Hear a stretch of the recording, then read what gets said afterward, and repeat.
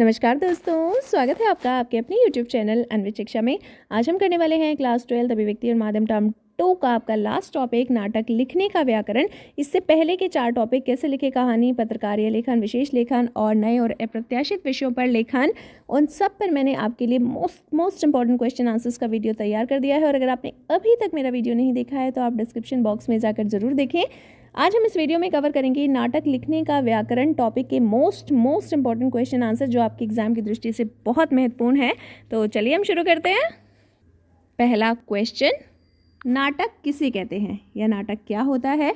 तो साहित्य की वह विधा जिसे पढ़ने के साथ साथ अभिनय भी किया जा सकता है, यानी कि जिसे पढ़ने के साथ साथ आप उस पर एक्टिंग भी कर सकते हैं, अभिनय भी कर सकते हैं, उसे नाटक कहते हैं। भारतीय काव्यशास्त्र में नाटक को दृश्य काव्य माना गया है। नाटक रंगमंच की एक प्रमुख विधा है, इसे पढ़ा सुना और देखा जा सकता है। ये परिभाषा आप ज़रूर याद करें कि साहित्य की वह विधा जिसे पढ़ने के साथ साथ हम उस पर अभिनय भी कर सकते हैं, उसे नाटक कहते हैं। और भारतीय काव्यशास्त्र में नाटक को दृश्य काव्य माना जाता है। ये रंगमंच की एक प्रमुख विधा है। अगला प्रश्न, नाटक में चित्रित पात्र कैसे होने चाहिए? कैसे पात्र होने चाहिए हमारे नाटक में? नाटक में पात्रों का बहुत महत्व है। नाटक में चित्रित पात्र निम्नलिखित प्रकार के होने चाहिए। चरित्रवान होने चाहिए, आदर्शवादी होने चाहिए, अच्छे और बुरे दोनों प्रकार के होने चाहिए, तभी आपकी कहानी आगे बढ़ती है। जीवंत और जीवन से जुड़े हुए होने चाहिए, यानी कि जिनसे आप जुड़ाव महसूस करें, जो आपके आसपास के परिवेश के हों।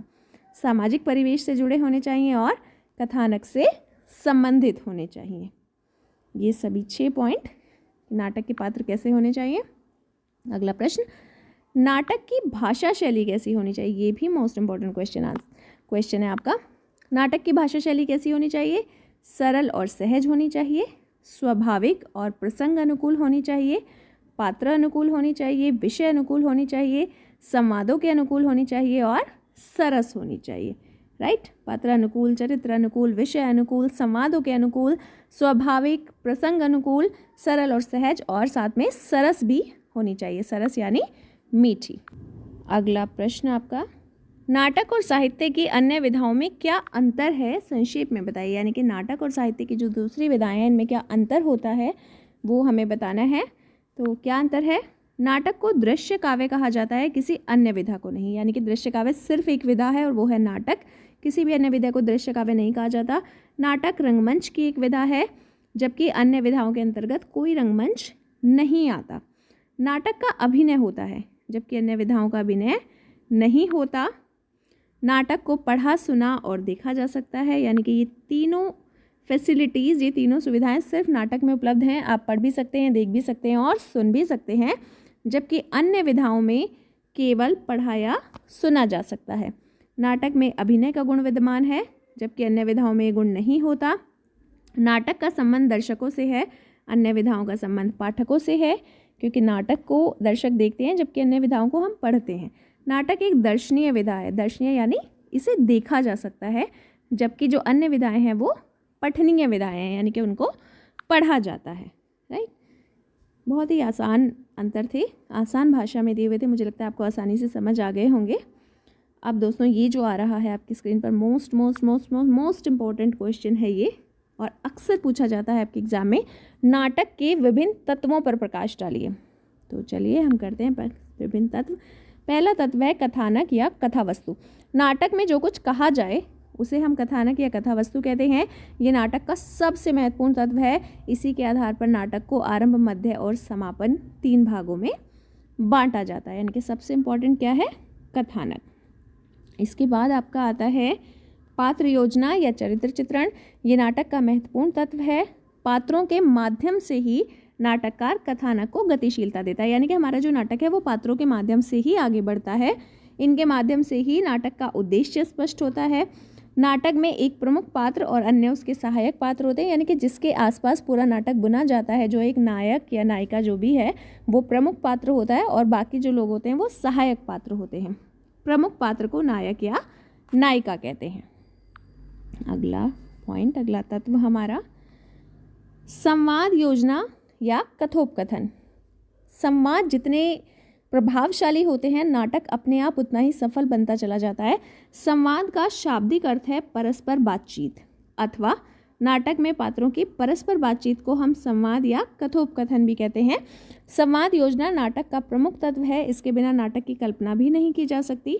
संवाद ही कथानक को गतिशील बनाते हैं और पात्रों के चरित्र का उद्घाटन करते हैं, यानी कि आप संवाद के माध्यम से ही, संवाद को डायलॉग भी कहते हैं इंग्लिश में। आपको अगर आप संवाद नहीं समझ पा रहे तो शायद डायलॉग से आप आसानी से समझ पाएंगे। जो संवाद होते हैं वही हमें पात्रों के बारे में बताते हैं, हमारे कथानक को गतिशील बनाते हैं, उसी से हमारा नाटक, हमारी कहानी आगे बढ़ती है। नाटक में संवाद योजना सहज, सरल, स्वाभाविक और पात्र अनुकूल होनी चाहिए। अगला पॉइंट आपका, हमारा अगला तत्व है अभिनेता। ये नाटक का महत्वपूर्ण तत्व है, इसके द्वारा ही नाटक का मंच पर अभिनय किया जाता है। अभिनेता के कारण ही नाटक अभिनय के योग्य बनता है। फिर है उद्देश्य। साहित्य की अन्य विधाओं के समान नाटक भी एक उद्देश्यपूर्ण रचना है। नाटककार अपने पात्रों के द्वारा इस उद्देश्य को स्पष्ट करता है। राइट, आगे चलेंगे। तो दोस्तों ये हमारे 5 तत्व थे।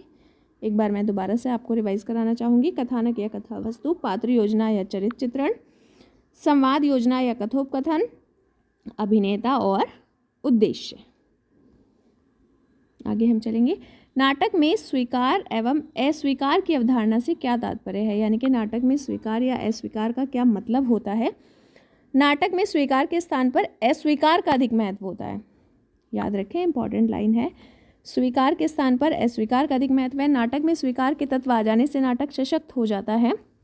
कोई भी दो चरित्र जब आपस में मिलते हैं तो विचारों के आदान प्रदान से टकराहट पैदा होना स्वाभाविक है।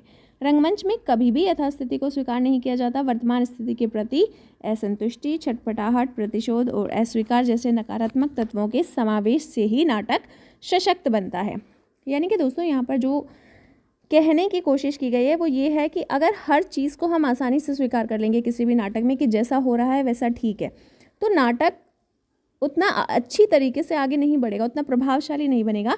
अगर किसी चीज़ के प्रति हमारे मन में प्रतिशोध होगा, असंतुष्टि होगी, छटपटाहट होगी, हम वर्तमान परिस्थिति को अस्वीकार नहीं करेंगे, तो नाटक अधिक सशक्त बनता है। अधिक आप देखने के लिए उत्साहित होते हैं कि हाँ अब आगे क्या होगा। अगर ये प्रतिशोध लेना चाह रहा है या चाह रही है जो हमारा नायक या नायिका या कोई अन्य सहायक पात्र है, तो आगे क्या होगा, तो वो इस तरह की चीज़ें नाटक को सशक्त बनाती हैं। तो स्वीकार से ज़्यादा अस्वीकार तत्वों का नाटक में ज़्यादा महत्व होता है। यही कारण है कि हमारे नाटककारों को राम की अपेक्षा रावण और प्रहलाद की अपेक्षा हिरण्यकश्यप का चरित्र अधिक आकर्षित करता है। इसके विपरीत जब जब किसी विचार, व्यवस्था या तत्कालिक समस्या को किसी नाटक में सहज स्वीकार किया गया है, नाटक अधिक सशक्त और लोगों के आकर्षण का केंद्र नहीं बन पाया है। यानी कि नाटक में जो अस्वीकार के तत्व हैं उनका अधिक महत्व होता है।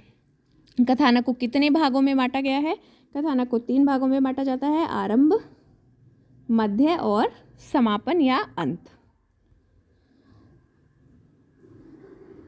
दोस्तों जो हम नाटक के तत्व कर रहे थे उसमें एक महत्वपूर्ण बिंदु जो आपका छूट गया था वो था भाषा शैली। नाटक के जो 5 तत्व हमने अभी पीछे किए थे वीडियो में, उसमें एक महत्वपूर्ण बिंदु, आपका महत्वपूर्ण पॉइंट ये छूट गया था, भाषा शैली। भाषा शैली नाटक का महत्वपूर्ण तत्व है क्योंकि इसके माध्यम से ही नाटककार अपनी संवेदनाओं को अभिव्यक्त करता है। नाटक की भाषा शैली जो है वो सरल, सहज, स्वाभाविक, पात्रों के अनुकूल और प्रसंग के अनुकूल होनी चाहिए, यानी कि जो घटना चल रही है उसके अनुकूल होनी चाहिए। अब दोस्तों ये 2 प्रश्न हैं आपके एनसीईआरटी के प्रश्न। अभी तक हमने जो किए वो थे आपके एक्स्ट्रा क्वेश्चन, यानी कि आपकी बुक से अलग जो इंपॉर्टेंट क्वेश्चन बन रहे थे।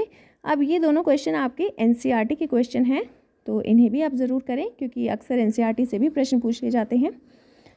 नाटक की कहानी बेशक भूतकाल या भविष्यकाल से संबंध हो तब भी उसे वर्तमान काल में ही घटित होना पड़ता है। इस धारणा के पीछे क्या कारण हो सकते हैं? क्या कारण हो सकते हैं? नाटक को दृश्य काव्य माना जाता है, इसे दर्शकों के सम्मुख प्रस्तुत किया जाता है। प्रत्येक नाटक एक निश्चित समय सीमा में समाप्त होना भी आवश्यक होता है। साहित्य की अन्य विधाओं जैसे कि कहानी, उपन्यास, कविता, निबंध को पढ़ने के लिए हम अपनी सुविधा के अनुसार समय निकाल सकते हैं। एक कहानी को हम कई दिनों में थोड़ा थोड़ा करके पढ़ सकते हैं, लेकिन नाटक को दर्शकों को एक निश्चित समय में एक निश्चित स्थान पर बैठकर देखना पड़ता है। नाटककार अपने नाटक का कथ्य भूतकाल से ले या भविष्य से ले, उसे नाटक को वर्तमान काल में ही संयोजित करना पड़ता है। राइट। कैसा भी नाटक हो उसे एक विशेष समय में, एक विशेष स्थान पर, विशेष समय में, विशेष स्थान पर और वर्तमान काल में ही घटित होना है। कोई भी पौराणिक या ऐतिहासिक कथानक भी नाटक के रूप में हमारे सम्मुख, हमारी आंखों के सामने वर्तमान में ही घटित होता है। यानी कि हम कहानी इतिहास से लें या भविष्य से लें, लेकिन जो नाटक है वो तो हमारे सामने वर्तमान में ही चलता है ना, वो हमारे सामने वर्तमान में ही घटित होता है। इसलिए नाटक के मंच निर्देश वर्तमान काल में ही लिखे जाते हैं। इन्हीं कारणों से नाटक की कहानी बेशक भूतकाल या भविष्यकाल से संबंध रखती हो, लेकिन उसे वर्तमान में ही घटित होना पड़ता है। अगला प्रश्न, समाज चाहे कितना भी तत्सम और क्लिष्ट भाषा में, क्लिष्ट यानी कठिन, कितना भी तत्सम और क्लिष्ट भाषा में क्यों न लिखे गए हों, स्थिति और परिवेश की मांग के अनुसार यदि वे स्वाभाविक जान पड़ते हैं तो उनके दर्शक तक संप्रेषित होने में कोई मुश्किल नहीं। क्या आप इससे सहमत हैं? पक्ष या विपक्ष में तर्क दीजिए। हम इस कथन से सहमत हैं कि संवाद, दोस्तों ये गलत प्रिंट हुआ है। अक्सर हिंदी भाषा में जब हम टाइपिंग करते हैं तो चीज़ें कई बार गलत प्रिंट हो जाती हैं, तो आप सही अर्थ ही समझें। ये संवाद शब्द है। हम इस कथन से सहमत हैं कि समाज चाहे कितने भी तत्सम और क्लिष्ट भाषा में क्यों ना लिखे गए हों, स्थिति और परिवेश की मांग के अनुसार यदि वे स्वाभाविक जान पड़ते हैं तो दर्शकों तक संप्रेषित होने में कोई दिक्कत नहीं आती। इसका प्रमुख कारण है कि दर्शक जो है वो नाटक को देख रहा है, वो मानसिक रूप से उस युग के परिवेश में पहुंच जाता है जिससे वो नाटक संबंधित है। जब हम देख रहे होते हैं किसी नाटक को तो अक्सर हम उसी हिसाब से सोचने लगते हैं, हम उसी समय में पहुंच जाते हैं जिस समय वो नाटक घटित हो रहा होता है। पुरानी कथाओं पर आधारित नाटकों में तत्सम प्रधान शब्दावली को भी अभिनेताओं के अभिनय, हाव भाव, संवाद के बोलने के ढंग से समझा जाता है। रामायण और महाभारत के नाटकों को यदि आप देखेंगे तो उनमें पिताश्री, भ्राताश्री, माताश्री जैसे शब्दों का प्रयोग हमारे बच्चे को स्मरण हो गया था। हमारे बच्चे भी जो है वो उसे देखकर उसी तरह से बोलने लगे थे। इसी प्रकार से जयशंकर प्रसाद, मोहन, राकेश, धर्मवीर भारती, सुरेंद्र वर्मा आदि के नाटकों में प्रयुक्त शब्दावली भी परिवेश के कारण सहज रूप से हृदयंगम हो जाती है, यानी कि हमारे हृदय में समा जाती है। अगली स्लाइड पर दोस्तों, ये है आपका अपना चैनल अन्वित शिक्षा। लाइक करें, शेयर करें और सब्सक्राइब तो ज़रूर करें। अगर आपको वीडियो पसंद आया है तो इसे अपने दोस्तों के साथ, साथियों के साथ, क्लासमेट के साथ शेयर करें। और इसी तरह के नोट्स, इसी तरह की अपडेट्स ना सिर्फ हिंदी के लिए बल्कि आपके दूसरे सब्जेक्ट के लिए भी आपको टाइम टू टाइम मिलती रहे, इसके लिए आप अन्वित शिक्षा को ज़रूर सब्सक्राइब करें। Thank you.